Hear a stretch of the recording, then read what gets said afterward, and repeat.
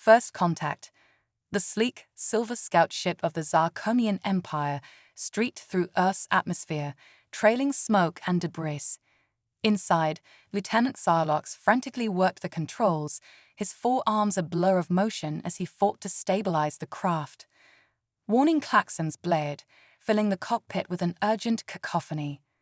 Impossible, Sarlocks muttered, his large, multifaceted eyes darting between holographic readouts.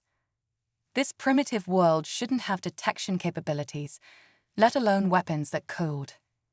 His words were cut short as the ship bucked violently, throwing him against the restraints of his pilot's chair. Through the viewscreen, he watched in horror as the ground rushed up to meet him. Sarlocks closed his eyes, bracing for impact. The crash was deafening. Metal screamed as it tore apart, and Sarlocks felt a searing pain lance through his lower right arm. When the world finally stopped spinning, he found himself hanging upside down, the ship's emergency lights casting an eerie purple glow over the wreckage. With a groan, Sarlocks released his restraints, falling awkwardly to what had once been the ceiling of his ship. Pain flared in his injured arm, and he could feel the warm trickle of ichor, Zarkonian blood, running down his exoskeleton. "Status report," he croaked, hoping the ship's air was still functional. A garbled voice responded, full of static and electronic distortion. "Cry critical systems failure. Hull breach detected. Atmosphere incompatible with Zarkonian physiology. Recommend immediate evacuation." Sarlocks cursed under his breath. This was supposed to be a simple reconnaissance mission. Observe the primitive world from orbit, gather data, and report back to the invasion fleet. How had it gone so terribly wrong? Pushing aside his growing panic, Sarlocks activated his exosuit's protective field. A shimmering energy barrier enveloped his body, sealing him off from the alien atmosphere. It wouldn't last forever, but it should buy him enough time to assess the situation and call for an extraction. With effort, Sarlocks pried open the crushed hatch of his ship and stumbled out into the alien world. The first thing that struck him was the intensity of the light. The system's singular star blazed overhead, its rays unfiltered by the thin atmosphere. Sarlocks' inner eyelids reflexively closed, shielding his sensitive eyes. As his vision adjusted, he took in his surroundings. The ship had carved a deep furrow through what appeared to be some kind of agricultural field. Rows of green, leafy plants stretched out in all directions, broken only by the path of destruction left by his crash landing. In the distance, he could see structures. Primitive dwellings, no doubt. Sarlocks activated his communicator, praying to the cosmic harmony that it still functioned. "This is Lieutenant Sarlocks of the Zarkonian scout ship Nebulous Edge. Mayday, Mayday. I have crash-landed on the target planet, requesting immediate extraction." Only static answered him. He tried again, desperation creeping into his voice. "This is Lieutenant Sarlocks. Does anyone copy? The natives have weapons capable of downing our ships. I repeat, the planet is hostile and..." A new sound cut through the air, growing louder by the second. Sarlocks' antennae twitched, trying to localize the source. It was mechanical, unlike anything he'd heard on this primitive world so far. Suddenly, a strange vehicle crested a nearby hill. It moved on round, rotating appendages, kicking up a cloud of dust in its wake. Sarlocks' heart raced as he realized the vehicle was heading straight for him. Panicked, he looked around for somewhere to hide, but the flat, open field offered no cover. His injured arm throbbed, reminding him that running wasn't an option. All he could do was stand his ground and hope his technology would protect him from whatever primitive weapons these aliens wielded. As the vehicle drew closer, Sarlocks could make out more details. It was boxy and utilitarian, painted in earthy tones that blended with the environment.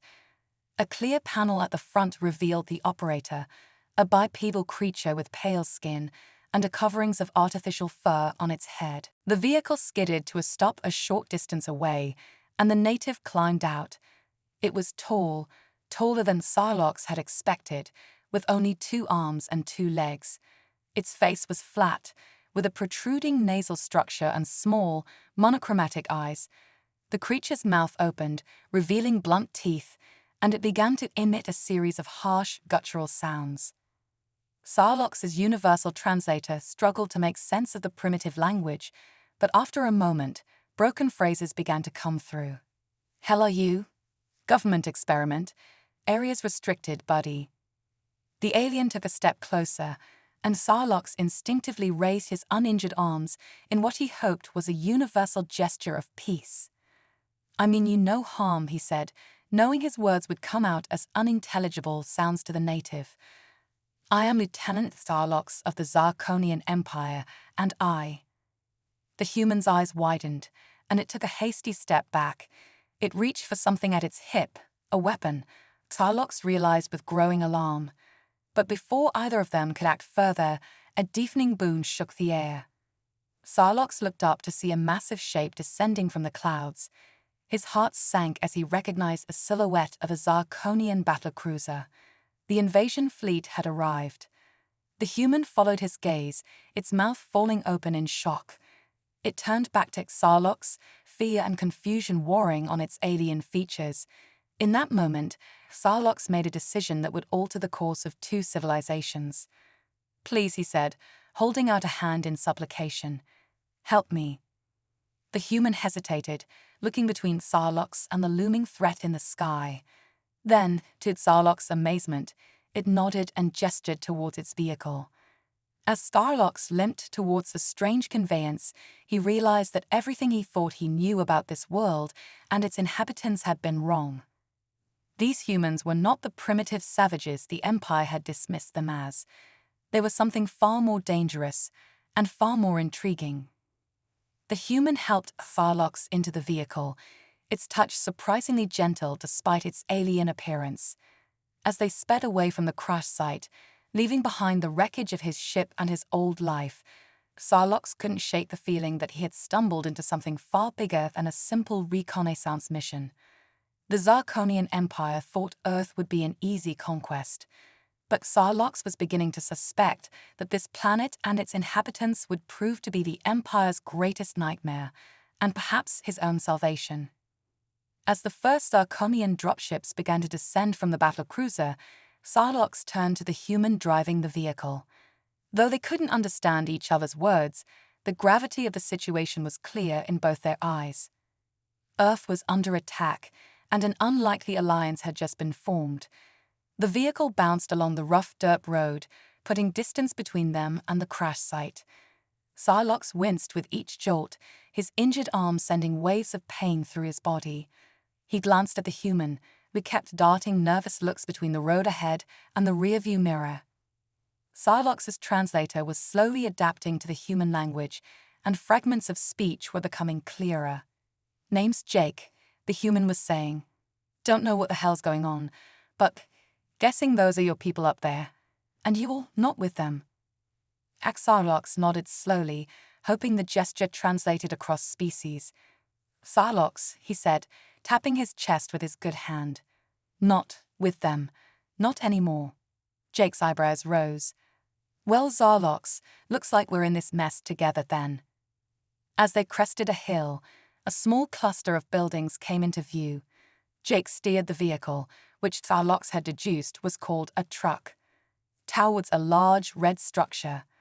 "My farm," Jake explained, noticing Sarlox's curious gaze.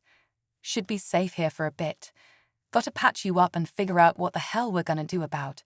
He gestured vaguely at the sky. The truck rolled to a stop inside the building, which Sarlox realized was some kind of storage facility for vehicles and equipment. Jake helped him out of the truck, supporting his weight as they made their way to an adjoining structure. Inside, Sarlox was struck by the strange mix of primitive and advanced technology. Electrical lighting illuminated the space, but many of the tools and appliances seemed rudimentary by Zarkonian standards. Jake led him to a cushioned seat and began rummaging through a container marked with a red symbol. "First aid kit," he explained. "Don't know much about alien biology, but figure stopping the bleeding's a good start. As Jake worked to clean and bandage his wound, Sarlocks found himself marveling at the human's adaptability. Here he was, faced with a creature from another world and an impending invasion, yet he was calmly tending to Sarlocks' injuries as if it were the most natural thing in the world. "Why are you helping me?" Sarlocks asked, his translator finally functioning well enough for clear communication. Jake shrugged, a curiously human gesture. "Way I see it, the enemy of my enemy is my friend, and right now, we've got a whole lot of enemies up there." He nodded towards the ceiling, indicating the Zarkonian ships above. Sarlocks felt a pang of guilt. I was sent to scout your world, to prepare for the invasion. I didn't know, didn't understand." Jake's hands stilled for a moment, then resumed their work. "But you're here now, warning us. That counts for something." He finished bandaging Sarlocks' arm and sat back. "So, what can you tell me about what we're up against?" Sarlocks took a deep breath, organizing his thoughts. The Zarkonian Empire spans hundreds of star systems. They believe it is their destiny to bring order to the galaxy. Your world was seen as primitive, an easy target. Jake snorted. "Yeah, well, we've got a few tricks up our sleeves. We're not going down without a fight." "You don't understand," Sarlocks said, his voice heavy with dread. "The Empire has technology beyond anything you've ever seen. Weapons that can level cities, ships that can darken skies. Your civilization, as impressive as it is, cannot hope to stand against them." Jake was quiet for a long moment, digesting this information. Then, to Sarlocks' surprise, he smiled. "Maybe not, but we're pretty good at beating the odds, and now we've got something they don't." "What's that?" Sarlocks asked, puzzled. Jake pointed at him. "An insider, someone who knows their playbook. So, Sarlocks, what do you say we start figuring out how to save the world?" As Jake spoke, a distant rumble shook the building. Both of them looked up, knowing what it meant. The invasion had begun in earnest. Sarlocks met Jake's determined gaze and felt something he hadn't experienced in a long time. Hope. These humans were unlike any species the Empire had encountered before. Their resilience, their adaptability, their sheer determination in the face of overwhelming odds. It was both terrifying and awe-inspiring. For the first time, Sarlocks allowed himself to consider a possibility that would have been unthinkable mere hours ago. That this small backwater planet might just be the nightmare that would bring the mighty Zarkonian Empire to its knees. As another explosion rocked the earth, Sarlocks nodded firmly. "Very well, Jake. Let us save your world." And with that, an alien and a human began to plan the defense of Earth, while outside, the sky burned with the fire of invasion. The quantum resistance. The old farmhouse basement had become an unlikely war room. Maps and hastily scribbled notes covered every surface, illuminated by the eerie glow of Sarlocks' holographic projector. Jake paced the room, his face etched with determination, while Sarlocks manipulated 3D models of Zarkonian ships with his forearms. "So, these quantum-entangled shields," Jake said, running a hand through his disheveled hair, "they're basically impenetrable." Sarlocks nodded grimly. "The Empire's latest technology. Conventional weapons are useless against them." Jake's eyes lit up with a dangerous gleam. "Conventional, huh? Well, buddy, you're about to learn that humans are anything but conventional." He grabbed his phone, fingers flying over the screen. "I've got a friend, well, more of a crazy ex-colleague, who's been working on something that might just turn the tide." As Jake spoke, the basement door burst open. A group of disheveled civilians spilled in, led by a woman with fierce eyes and a shotgun. "Jake," she called out, "the town's been evacuated, but we've got incoming bogies and—" She froze, her gaze locking onto Sarlocks. "What the hell?" Jake stepped between them, hands raised. "Sarah, meet Sarlocks. He's on our side." "Sarlocks, this is Sarah, well, it's complicated." Sarah's grip on the shotgun tightened. You better start explaining, farm boy, and fast. As Jake gave a rapid-fire explanation of the situation, Sarlocks marveled at the human's ability to adapt. Within minutes, Sarah and the others were gathered around the holographic display, discussing strategy as if planning alongside an alien was an everyday occurrence. "All right," Sarah said, "all business now." "What's this crazy plan of yours, Jake?" Jake grinned. 2 words. Quantum entanglement. The scientist's eyes widened. "Jake, my God, you were right. The skies are full of no time." Jake interrupted. "Can you do it? Can you build a quantum disruptor?" Dr. Emerson laughed maniacally. "Can I? I already have. But Jake, it's highly experimental. The power requirements alone." Sarah leaned into frame. "We'll handle the power. Just get that device here now." As the call ended, Sarlocks looked at Jake with newfound respect. "You humans never cease to amaze me. But even if this device works, how will we deploy it against the entire invasion fleet?" Jake's grin turned feral. "Oh, we're not stopping at one device. We're going to build an army of them." The next hours were a blur of frantic activity. As Zarkonian ships clashed with Earth's military in the skies above, the basement became a hive of impossible innovation. Farmers and shopkeepers worked alongside Sarlocks, following his instructions to repurpose alien tech scavenged from his crashed ship. Dr. Emerson arrived in a beat-up van, his quantum disruptor humming ominously. With Sarlocks' help, they began replicating the device using a mind-bending combination of human ingenuity and alien technology. As they worked, Sarlocks shared more about the Empire's weaknesses. "The fleet's commands are centralized," he explained. "If we can disrupt the flagship's quantum shields, it will create a cascading failure across the entire invasion force." Sarah, who had proven to be a natural leader, nodded thoughtfully. "So we just need to get close enough to one ship to trigger a chain reaction. Any volunteers for a suicide mission?" The room fell silent, the gravity of the situation sinking in. Then, to everyone's surprise, Sarlocks stepped forward. "I will go," he said solemnly. "It's time I atoned for my part in this invasion." Jake clapped him on the shoulder. "Not alone, you won't. I'm coming with you." Sarah opened her mouth to protest, but Jake silenced her with a look. "Someone's got to fly the crop duster." As the final preparations were made, Sarlocks found himself experiencing a whirlwind of emotions he'd never felt before.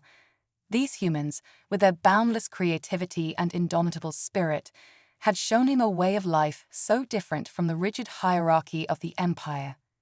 Jake approached, holding out a strange contraption that looked like a cross between a backpack and a sci-fi prop. "Your very own quantum disruptor," he said with a grin. "One-of-a-kind human-alien collaboration. Let's go make history." As they stepped out into the night, the sky ablaze with the battle raging above, Sarlocks felt a surge of something he'd never experienced before, hope for a future he'd never imagined possible. Jake led him to a small, rickety aircraft that looked like it belonged in a museum. "Don't worry," Jake said, noticing Sarlocks' apprehension. "This old girl's tougher than she looks. Plus, I've made a few modifications." They climbed aboard, the quantum disruptors strapped to their backs humming with barely contained energy. As Jake fired up the engine, Sarah's voice crackled over the radio. "Ground teams are in position," she reported, "ready to activate the disruptors on your signal. And Jake, come back alive, you idiot." Jake's expression softened for a moment. "Yes, Mom." Then, with a wink at Sarlocks, he pushed the throttle forward. "Let's go save the world." The crop duster lurched into the air, its frame groaning in protest. As they ascended into the chaos of battle, Sarlocks couldn't help but marvel at the audacity of their plan. A single outdated human aircraft, piloted by a farmer and an alien defector, armed with impossible technology, it was utterly, beautifully human. As they approached the looming shape of the Zarkonian flagship, alarms blaring around them, Sarlocks realized that win or lose, he was exactly where he was meant to be. The fate of two worlds hung in the balance, and the nightmare was just beginning for the Zarkonian Empire. The nanoswarm gambit. The crop duster weaved through a maelstrom of laser fire and debris, its ancient frame groaning under the strain. Jake's hands danced over the controls, his face a mask of intense concentration. Beside him, Sarlocks marveled at the human's skill and audacity. "How did you learn to fly like this?" Sarlocks shouted over the roar of engines and explosions. Jake flashed a grin. "Would you believe me if I said video games?" Before Sarlocks could respond, a massive Zarkonian battlecruiser loomed before them, its quantum shields shimmering like a heat mirage. "This is it," Jake yelled. "Get ready to jump." Sarlocks' heart raced as he prepared to leap from the aircraft. Suddenly, a barrage of energy bolts rocked the crop duster, sending it into a wild spin. "We're hit." Jake struggled with the controls. Plan B, activating the nanoswarm. He slammed his fist down on a jury-rigged button. The crop duster's cargo bay doors flew open, releasing a cloud of glittering particles that swarmed towards the Zarkonian ship. "Nanobots." Sarlocks gasped, recognizing the technology. "How did you?" "Remember Dr. Emerson's quantum disruptor?" Jake shouted, fighting to keep the plane aloft. "We miniaturized it. Each nanobot is a tiny quantum bomb." The swarm enveloped the battlecruiser, finding microscopic gaps in the quantum shields. Sarlocks watched in awe as the massive ship's defenses began to flicker and fail. "It's working," he exclaimed. "The flagship's shields are collapsing." Jake nodded grimly. "That's our cue. Hang on tight." He yanked the crop duster into a steep climb, aiming for the flagship's bridge. As they approached, Sarlocks saw familiar faces through the viewports, the Zarkonian High Command, their expressions a mix of shock and fury. "Now, Sarlocks," Jake shouted, "hit the quantum disruptor." Sarlocks activated the device strapped to his back. A wave of energy pulsed outward, washing over the flagship. For a moment, nothing happened. Then, like a cascade of falling dominoes, systems began to fail across the entire Zarkonian fleet. "We did it," Jake whooped, executing a victory roll that made Sarlocks' stomachs lurch. "Sarah, do you copy?" "The quantum network is down." Sarah's voice crackled over the radio, thick with emotion. "Copy that, you beautiful idiots. Ground teams are engaging. Get yourselves back here in one piece." As they turned back towards Earth, Sarlocks' eyes widened in amazement. All across the planet's surface, pinpricks of light were rising into the sky. Thousands of makeshift aircraft and repurposed civilian vehicles, each armed with scavenged alien tech and human ingenuity. "The swarm uprising," Jake said, noting Sarlocks' awe. "Every person with a drone, a crop duster, even a damn hot air balloon, they're all joining the fight." Sarlocks shook his head in disbelief. "I've never seen anything like it. The Empire. We never stood a chance, did we?" Jake's expression turned serious. "The battle's not over yet. Your people are still formidable, even without their fancy shields. But now we've got a fighting chance." As they descended towards the farm, Sarlocks saw the landscape had been transformed. The fields were now dotted with makeshift labs and workshops, where humans worked feverishly to reverse engineer and improve upon Zarkonian technology. Sarah met them as they landed, her face smudged with grease and triumph. "You're not going to believe this," she said, breathless with excitement. "While you were up there playing hero, we made a breakthrough. We've cracked the code on Zarkonian FTL communication." Jake's eyes widened. "You mean?" Sarah nodded, grinning fiercely. "We can send a message to the entire galaxy. Let every world know that Earth isn't just fighting back, we're winning." As they hurried to the communication array, Sarlocks felt a profound shift in his worldview. He had come to this planet expecting to find primitive beings ripe for conquest. Instead, he had discovered a species of incredible adaptability, creativity, and determination. The ramshackle array hummed to life, its cobbled together parts a testament to human resourcefulness. Jake turned to Xarlox, his expression solemn. "You should do it," he said. "Send the message. Show the galaxy that not all Zarkonians are like the Empire." Xarlox hesitated, then stepped forward. As the camera focused on him, he took a deep breath and began to speak. "To all sentient beings across the galaxy, I am Xarlox, former lieutenant of the Zarkonian Empire. I come to you from the planet Earth, a world that has shown me the true meaning of strength, innovation, and unity. The Empire thought this world would be an easy conquest. They were wrong." He gestured to the humans around him, his voice swelling with emotion. "These remarkable beings have not only resisted our advanced technology, but have adapted and improved upon it in ways we never imagined. They stand now, not just in defense of their world, but as a beacon of hope for all those who would resist tyranny." Xarlox's eyes blazed with determination. "To the Empire, I say this: your reign of terror ends here. To the oppressed worlds across the galaxy, I say, look to Earth.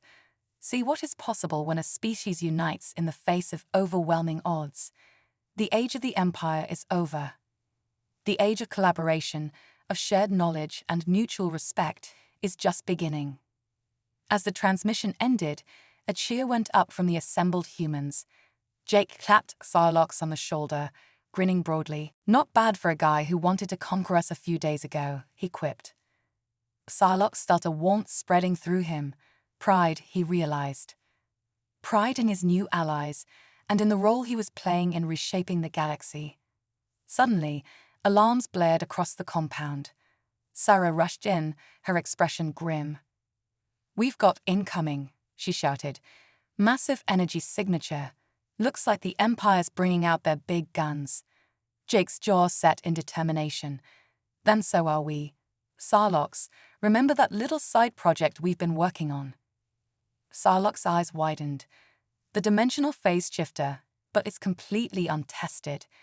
Jake grinned, a wild light in his eyes. "No time like the present for a field test.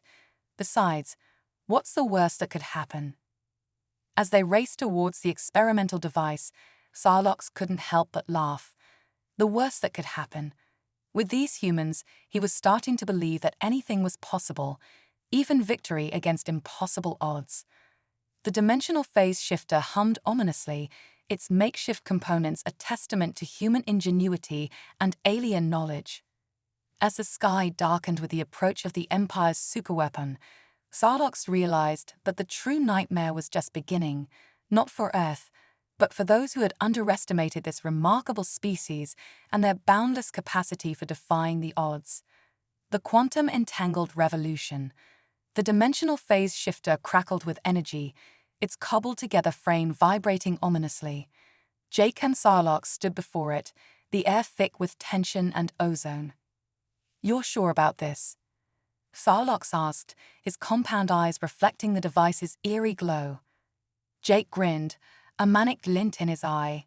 "Nope, but that's never stopped us before." Sarah's voice crackled over the comm. "Whatever you're going to do it fast. The Empire's superweapon is charging up."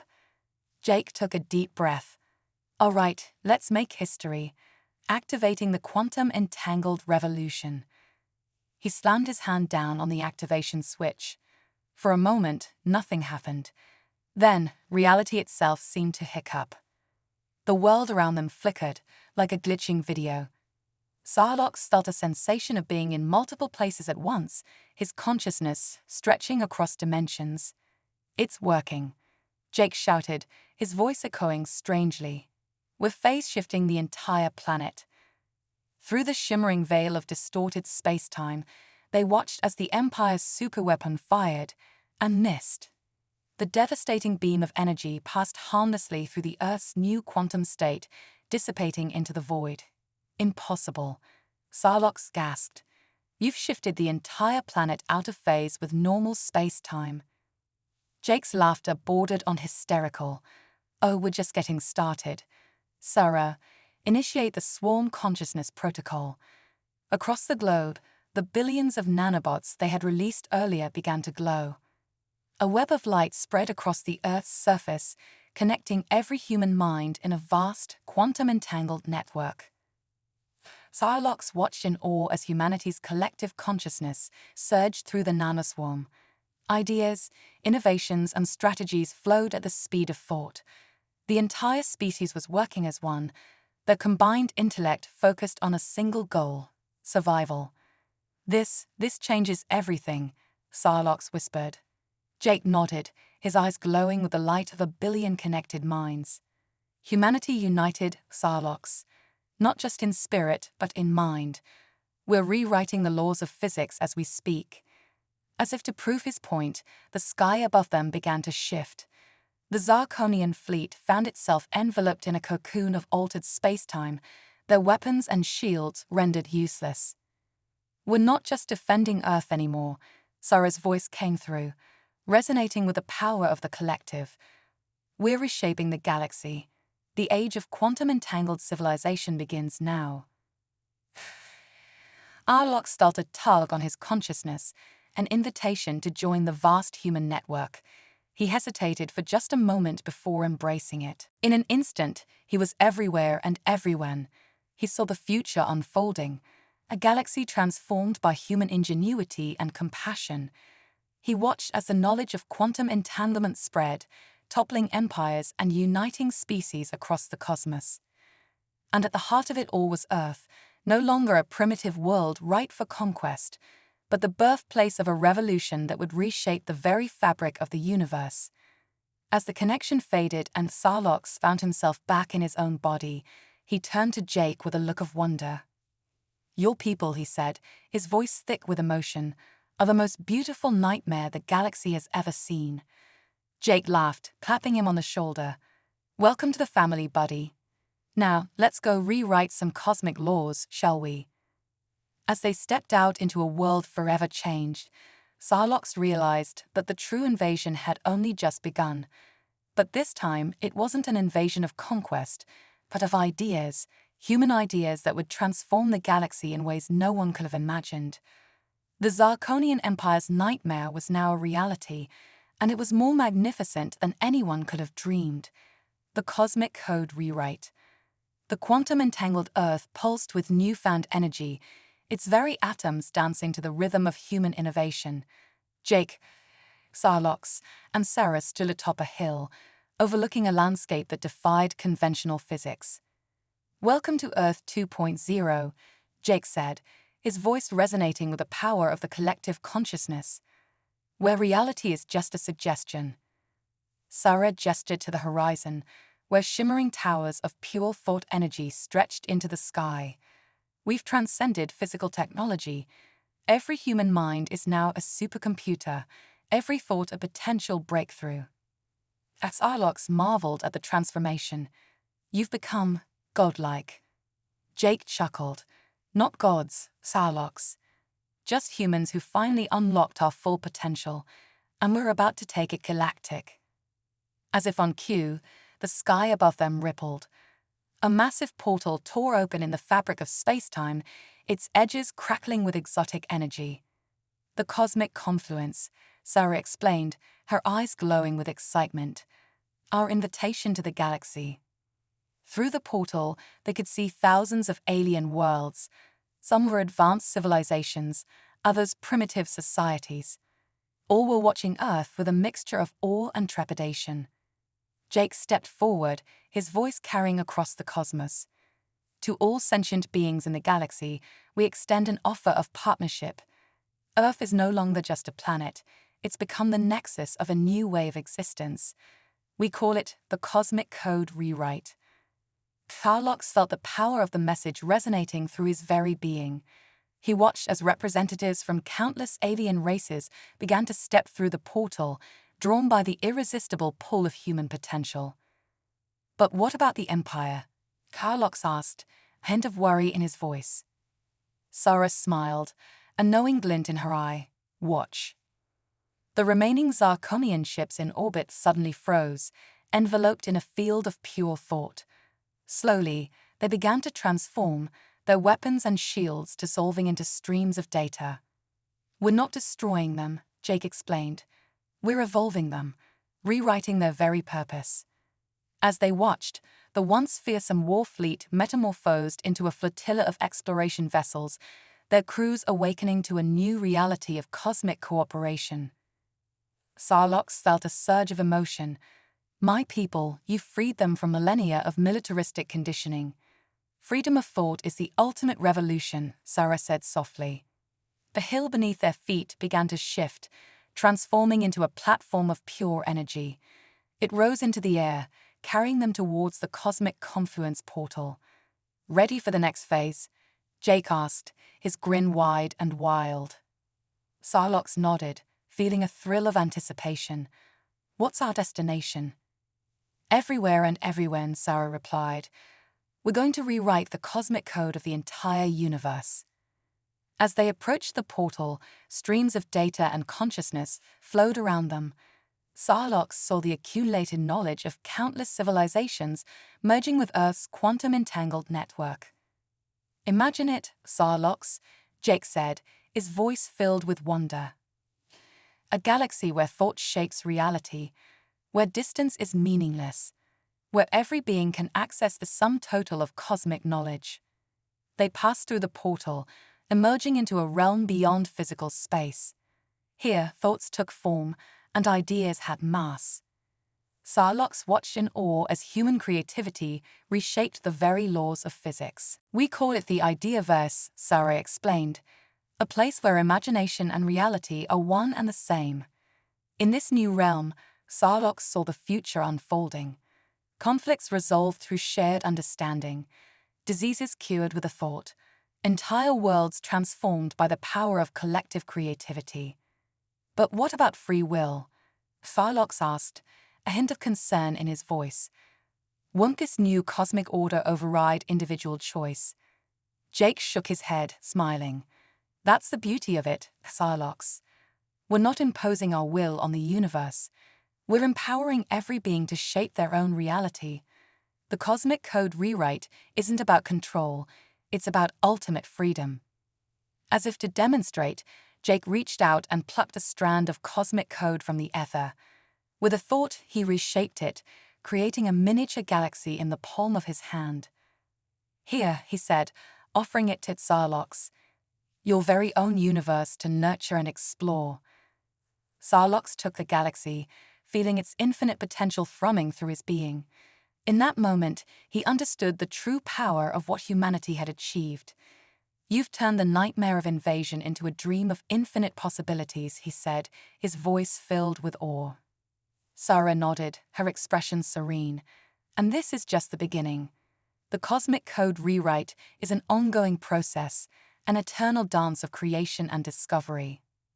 As they floated in the Ideaverse, surrounded by the swirling potential of countless realities, Sarlocks realized that his journey had come full circle. He had arrived on Earth as a harbinger of conquest, only to become a witness to the birth of a new cosmic order. So, Jake said, a twinkle in his eye, ready to help us rewrite some cosmic laws. Sarlocks felt a surge of excitement unlike anything he'd ever known. I thought you'd never ask. And with that, the unlikely trio, a human farmer turned cosmic architect, a defector alien, and a brilliant scientist, set off into the infinite expanse of the Ideaverse, ready to reshape reality itself. The invasion of Earth had failed spectacularly, but in its place, a new age of cosmic exploration and creativity had dawned. The universe would never be the same, and neither would Sarlocks. As they ventured deeper into the realms of pure thought and infinite possibility, Sarlocks couldn't help but smile. The greatest nightmare the Zarkonian Empire had ever faced had become the most beautiful dream the cosmos had ever known. And it was only just beginning.